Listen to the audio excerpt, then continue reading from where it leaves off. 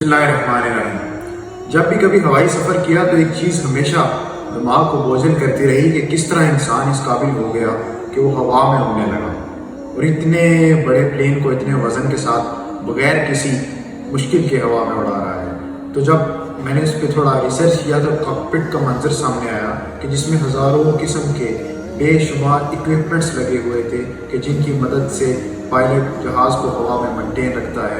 उसमें आपका navigation system, radar system और बहुत सारे मुख्तलिफ़ किस्म के सिस्टम्स हैं जो कि पायलट को मदद देते हैं कि वो अपनी डायरेक्शन भी सही रखे और जहाज़ को भी सही तरह हवा में लेके उड़े। लेकिन जब दूसरी तरफ अल्लाह रब्बुल इज़्ज़त की कुदरत पर बंदा नज़र दौड़ाए तो एक छोटा सा परिंदा सामने आता है। उसका नाम गोल्डन प्लोवर है और वो अमेरिका की रियासत अलास्का से हर साल हिजरत करता है हवाई जजीरे की तरफ और ये टोटल डिस्टेंस 4000 किलोमीटर का बनता है। 4000 किलोमीटर डिस्टेंस बगैर किसी स्टे के वो अपना सफ़र पूरा करता है। लेकिन दूसरी तरफ अगर आप जहाज़ को देखें उसके लिए पूरी उसकी पहले एक रिसर्च टीम बैठती है कि जो जहाज़ का रूट तय करती है कि दौरान सफ़र जहाज़ को किसी किस्म की कोई मुश्किल ना हो। लेकिन यही परिंदा अल्लाह रब्बुल इज़्ज़त की कुदरत का एक अजीम शाहकार है कि जो अमेरिकन रियासत अलास्का से हवाई जजीरे तक जाता है। ये टोटल डिस्टेंस 4000 किलोमीटर का बनता है। जिस तरह जहाज़ को अपने सफ़र के लिए ईंधन फ्यूल चाहिए होता, उसी तरह इसी परिंदे को भी 88 ग्राम्स ऑफ फैट की ज़रूरत होती है इस पूरे सफ़र को तय करने के लिए।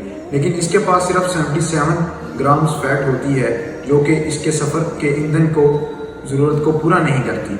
लेकिन होना तो यही चाहिए कि अगर फैट कम है, फ्यूल कम है तो त्यारा अराउंड 800 किलोमीटर सफ़र करने से पहले ही अपनी मंजिल पर पहुंचने से 800 किलोमीटर पहले ये परिंदा गिर जाए। लेकिन ऐसा होता नहीं। ये परिंदे अपनी एनर्जी को सेव करने के लिए वी शेप में ट्रैवल करते हैं। वी शेप में ये लोग ट्रैवल करते हैं। इससे क्या होता है कि इन पर हवा का दबाव कम हो जाता है और ये परिंदे बगैर किसी मुश्किल के अपनी मंजिल पर पहुंच जाते हैं। दौरान सफ़र ये अपनी सिमत भी, अपनी जो डायरेक्शन है उसको मेंटेन रखते हैं, लेकिन अपनी पोजीशन चेंज करते रहते हैं कि किसी एक परिंदे पर सारा दबाव ना पड़े। इस तरह इनको तकरीबन 23% of their fat, around 7 to 8 grams of fat इनका सेव हो जाता है, जो जब कभी हवा तेज़ आती है या जब कभी इनको किसी मुश्किल का सामना करना पड़ता है तो वो फैट, वो एनर्जी वो उधर यूज़ करते हैं। तो अल्लाह रब्बुल इज़्ज़त की कुदरत का ये अजीम शाहकार एक छोटा सा परिंदा जिसमें शायद एक छोटे से बीज जितना दिमाग हो, उसके अंदर ये सारा नेविगेशन सिस्टम अल्लाह रब्बुल इज़्ज़त की ज़ात ने फिट कर दिया है।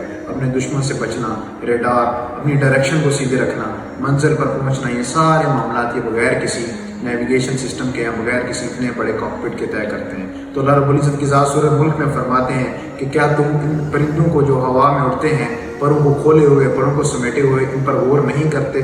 तुम्हें किस चीज़ ने अपने रब से अपने परवरदिगार से धोखे में डाला है? बेशक तुम्हारा परवरदिगार बहुत अजीम बड़ी कुदरत वाला है।